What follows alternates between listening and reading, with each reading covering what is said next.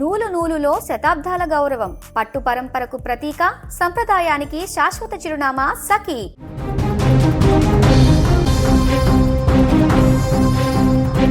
గత నెల విజయవాడ ప్రభుత్వాసుపత్రిలో అనుమానాస్పద స్థితిలో మృతి చెందినటువంటి అనస్థీషియా పీజీ విద్యార్థిని బత్తుల దీపిక కేసులో ఆమె సీనియర్ డాక్టర్ అమర్ సహస్ రెడ్డిని ఇప్పుడు పోలీసులు అరెస్టు చేశారు. ఈ కేసులో అతన్ని పోలీసులు విచారిస్తున్నారు.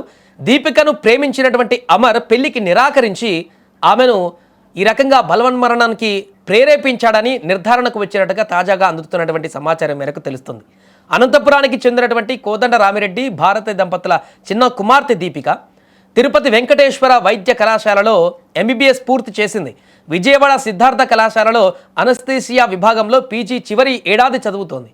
గత నెల 5న విధి నిర్వహణలో ఉన్నటువంటి దీపిక అర్ధరాత్రి ఆసుపత్రి సూపర్ స్పెషాలిటీ బ్లాక్లోని ఆపరేషన్ థియేటర్లో బెడ్పై విగతజీవిగా కనిపించింది. దీనిపై మాచవరం స్టేషన్లో అనుమానాస్పద మృతి కేసుగా నమోదు చేశారు. ఈ కేసులో హైదరాబాద్లోని బాచుపల్లికి చెందినటువంటి అమర్ సహస్ రెడ్డితో ఏడాదిగా పరిచయం ఉన్నట్టుగా గుర్తించారు. ఇద్దరు ప్రేమించుకున్నట్లుగా కూడా తెలుస్తుంది. మరోవైపు అమర్ విశాఖపట్నంలో గీతంస్లో ఎంబీబీఎస్ చదువుతున్నప్పుడు తన బ్యాచ్మేట్ను ప్రేమించాడు. ఇటీవల వారిద్దరూ పెళ్లి చేసుకుందామని నిర్ణయించుకున్నారు. ఈ నేపథ్యంలోనే దీపికను దూరం పెడుతుండడంతో వారిద్దరి మధ్య తరచూ వాగ్వాదం జరిగేదట. పీజీ పూర్తయ్యాక అతను నందిగామలోని ప్రభుత్వ ఆసుపత్రిలో పనిచేస్తున్నాడు. దీపిక మరణించినటువంటి రోజున చివరగా ఇద్దరి మధ్య రాత్రి 10:40 నుంచి అర్ధరాత్రి 12:30 వరకు ఫోన్ కాల్ సంభాషణ కొనసాగినట్లు తెలుస్తోంది. తన పెళ్లి ఖాయమైందని, దీపికను వివాహం చేసుకోలేనని అమర్ తెగేసి చెప్పినట్టుగా సమాచారం. దీంతోనే దీపిక ఆత్మహత్యకు పాల్పడినట్లుగా పోలీసులు భావిస్తున్నారు. తాజాగా దీంట్లో కేసులో ఒక కొలిక్కి వచ్చినట్టుగా కనపడుతుంది. అతన్ని విచారిస్తున్నటువంటి నేపథ్యంలోనే ఇంకా అనేక విషయాలు కూడా బయటకు వచ్చేటువంటి అవకాశం కనిపిస్తుంది.